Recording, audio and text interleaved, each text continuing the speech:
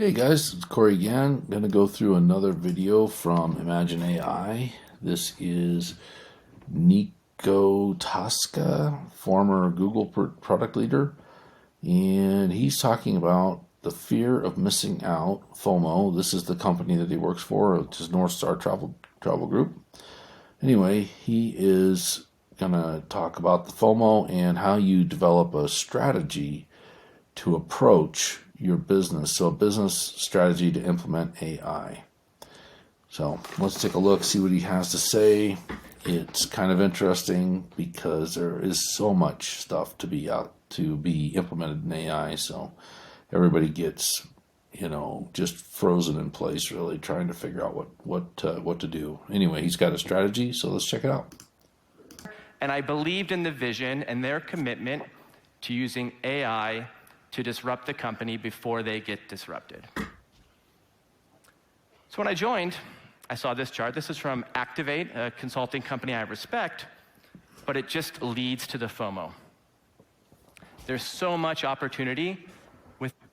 Check out all of these things that are in here. I mean, there's audio, video, design, writing, career, data analysis, organization, administrative, sex and intimacy, finance, health, education, recommendations, gaming, messaging and social, and then all these different pieces of audio to implement, video, removal of filler words from videos, added transitions or special effects, improved additional subtitle and language options, background visuals.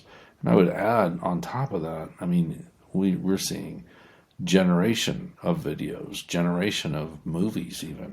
So that's just one category we're talking about. You look all the way around here, it's like, what in the world do we possibly do? So this will help, hopefully, identify what he's done with the company that he's working for to establish a framework. AI, where do you begin? And part of FOMO is not just being fear of missing out, it's almost paralyzation. There's so many things to focus on. How do you do anything? And I tried to break that down into a framework we could all use. Once again, reinforce, LeapFrog, Supercharge. Only 3 words you have to remember about this 20 minutes. And I also used the 70-20-10 principles, once a framework I used at Google as well, which is focus 70% of your effort on reinforcing your core business. 20% on identifying the LeapFrog opportunities, and 10% on supercharging the team. I'll go into what each of these means. So once again, I work for North Star Travel Company. We are B2B business. I am not going to go into the details of B2B. Maybe I'll write a book about that one day, but today all you need to know, I'll spend 30 seconds giving you an overview. B2B is business to business, but he kind of goes deeper into what his company actually does versus just the concept of business to business. B companies, what we really focus on is connecting buyers and suppliers. So for example, we're in the travel industry. All travel professionals rely on North Star's brands, whether you're a meeting planner, travel agent. So for example, Fontainebleau. Beautiful hotel, brand new, opens in December. The Fontainebleau is where this event was actually being held, so it's already open. So he's talking about the previous December when it opened in December of 2023. Great conference rooms, great food, amazing sculptures. Shit casino. I'm just mad because I lost some money last night. But otherwise, beautiful hotel. And they open up. They've got to actually connect with the travel professionals, people that are going to come here. So they use North Star to find the right audience members. The travel professionals that are looking to build big conferences like this come to Las Vegas to actually have their events. North Star makes that connection happen. And we've been doing it for years, decades. But with AI, we can serve that flywheel much, much, much better. So it goes back to my ads days. Remember the chart I showed you a few minutes ago? Very sexy AI is happening and possible, but also a lot of money is to be made with just the core data, making sure you're managing your data and your core business. So with AI, we're managing this flywheel better, making sure that we're giving better content to our users, connecting them to the right suppliers when they're in the right buying cycle, not blasting them with just random emails. And ultimately for the suppliers, like in this case, Fontainebleau Hotel, making sure we're giving them leads for people that actually they want to connect with. And it makes a better process for everyone involved. And we hope to see a lot of success. So that's a 70% focus because it's our core business. We have to do it not just as well as anyone, we have to do it better than anyone. And AI provides us that opportunity. But like many of us, it's not the only business we're in. That's our core business. We also have some SaaS tools, or software as a service tools. One in particular is for travel agents. This is what I call a 20% opportunity. For years, many people probably think travel agents are dead. People have seen chatbots, whether it's Gemini or OpenAI, they always do a demo of how it can plan your next trip. And that's fine, that's right. If you're going to Las Vegas for the weekend, if you're going to Miami for a weekend, you actually don't need a travel agent.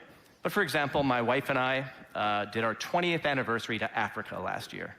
Great trip, paid way more money than I ever paid on a trip before in my life, but had an amazing time when we used a travel agent, because what you're buying really is trust. The travel agent's trust of knowing how to set you up on a trip that's going to be successful, and we had the best time of our lives. And so we build tools to help travel agents. What we're building now is a co-pilot that focuses on the core problems that travel agents have. First is it takes a lot of time to build an itinerary. Trust is what they're selling, and they need to be super knowledgeable about a destination. And third is they actually have to win the business with like beautiful proposals and presentations.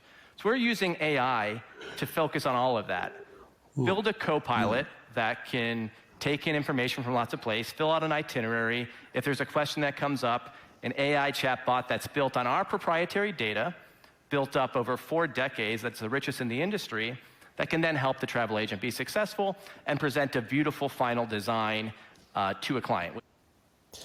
So that's one of the things to note is this is building this agent on proprietary data, and with Air.ai, they've got lots and lots of calls that they've used to help train the agents. So it's very, very similar kind of a function here where you're tying this in to travel agents and bringing in their proprietary data for that. That's what the Air.ai platform is bringing to the sales agent in the voice agent. Be very different and customized, say if you're a honeymooner versus a family of 4 going to Japan. Not built yet, that's why it's still mock-ups, but the idea is pretty cool, right? And the 10% is supercharging the team. Saw some great demos this week as well about how you can actually help your team grow with AI. And I have 2 core principles. You'll see this is just a generic chart of how functions work at my company, but it doesn't really matter. It's just illustrative purposes. Notice here, this is leveraging off-the-shelf AI tools for certain job functions. Workflow integration is really key because if you're going to put a piece into something, into your workflow, that piece needs to integrate into your workflow as it is, the new piece.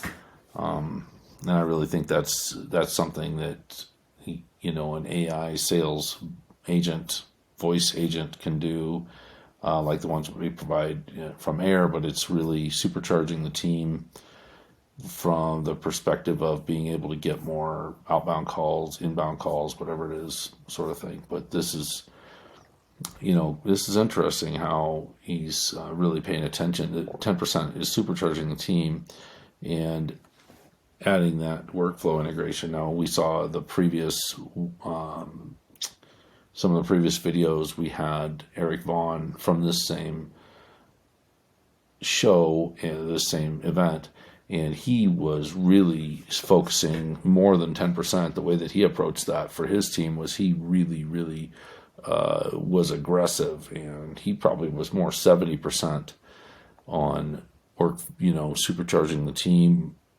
leveraging AI for their job functions, and getting the workflow integrations with co-pilots built in. I believe is 2 things. One, AI training needs to be done by the job function level. And the second is that it needs to be integrated into existing workflow. Asking people just to use ChatGPT is not going to work. So we're going through each job function, starting with editorial, and actually building tools into our content management system that make their job more possible, all powered by AI. Just one example, we have like 7 different projects going on. An editor writes an article. Creating a headline is always difficult. So we can integrate with our CMS, we can integrate the body of the article. We can create a voice or a persona, some behind-the-scenes prompting about what the site's trying to portray. We can upload our Google Analytics data, showing what are the most popular articles titles, what are the least popular article titles. Bring that all to a chatbot, and it can suggest 20. Now, the editor might pick one of those 20, they might ignore it. What probably is going to happen is those 20 article titles will give them inspiration to build a better one using as a true co-pilot, right? So that's just one example. I think the important thing to remember is it's not the tool, but it's actually making sure it's part of their workflow, so it doesn't become AI, it's just checking a button. So with that, 3 things I think to remember. The key words were reinforce the core business, identify the LeapFrog opportunities, and then supercharge your teams. And I do just want to stress again, there is FOMO out there. You do have data, you do have users. Focus on that, and I think any company can be successful. So FOMO is fear of missing out, and he was talking about the AI FOMO. Maybe that wasn't clear in the first part of the video, but the with so many things out there, so many different opportunities, you just look at the segments that wheel, and then inside those segments there are things listed there, and there are even more things that were actually listed there. It's just insane to look at and try to take in all at once, and you want to attack the whole thing from all fronts. But this is the structure. This is what he's talking about. So he's got the 70-20-10 plan. Thank you. Yeah, that was the end.